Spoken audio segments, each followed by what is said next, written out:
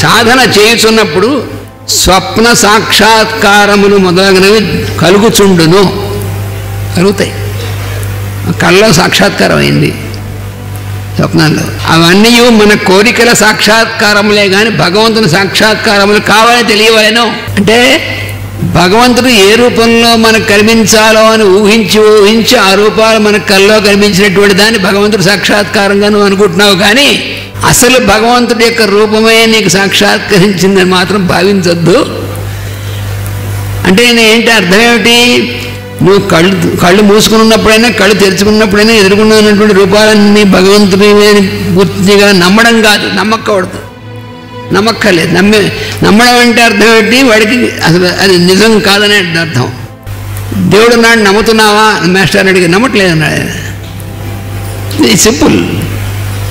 మీరు దేవుడు నాడు నమ్ముతున్నారా అని అడిగారు, నమ్మట్లేదు అన్నారు. కంపమునింది. మీరు నేను నమ్మట్లేదా? నమ్మడం ఎందుకు? అప్పుడు చెప్పారు, నమ్మడం ఎందుకయ్యా? నిత్యము ఎదురుకుండా కనిపించిందని నమ్మాలి. ఏమన్నాను? సూర్యుడు తూర్పును ఉదయించాడు, నమ్ముతున్నావా? ఏడిసినట్టు నమ్మడం ఏమిటిది? అందరికీ కనిపిస్తుంది కదా. అందుకని నిత్యము కనిపిస్తుందని మీరే నమ్మక్కర్లేదు. అందుకని నువ్వు దేవుడిని నమ్ముతున్నావా? నేను నమ్ముతున్నాను, దేవుడిని నమ్ముతాను, నమ్మటం లేదు. నమ్మేవాడు నమ్మనివాడు ఇద్దరు కూడా అక్కడ ఆగిపోయిన వాళ్ళే. భగవంతుడు సర్వాంతర్యామియు, దానికి అతీతుడు కూడా. కనుక భగవంతుని సాక్షాత్కారము మనకి సృష్టిలో జీవుల సాక్షాత్కారమే.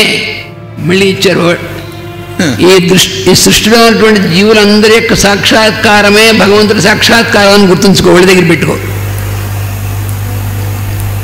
మరీ బొత్తిగా మళ్ళీ తీసుకొచ్చి మనకి ఇక్కడికి తీసుకొచ్చారా?